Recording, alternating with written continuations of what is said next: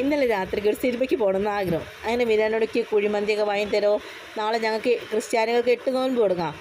അങ്ങനെ വിനയുടെ വാങ്ങുന്നത് എപ്പോൾ ഫുഡും ഞാൻ ഈ വീഡിയോ എടുക്കണം, ഫുഡിൻ്റെ മുകളിൽ നിന്ന് വീഡിയോ എടുക്കണം, ഫുഡ് കണ്ടാൽ കൺട്രോളൊക്കെ തെറ്റും, അപ്പോൾ ഉള്ളതൊക്കെ വാരി തിന്നും. അങ്ങനെ എന്തായാലും ഞങ്ങൾ സിനിമയ്ക്ക് പോയി. അത്യാവശ്യം നല്ല കുഴപ്പമില്ലാത്ത പടമായിരുന്നുണ്ട്, നല്ല അടിപൊളി പടം, കുഴപ്പമില്ല. ഇപ്പോഴത്തെ ശോക പടങ്ങളിലൊക്കെ വെച്ച് നോക്കുമ്പോൾ നല്ല പടം. അങ്ങനെ ഞങ്ങൾ യാത്രയായിട്ട് ബൈക്കിൽ പോകുക കേട്ടോ. രാത്രി ആയതുകൊണ്ട് നിങ്ങൾ എൻ്റെ ഫേസ് കാണില്ല, ഞാൻ കറുത്തിട്ടാണ് ഓൾമോസ്റ്റ്.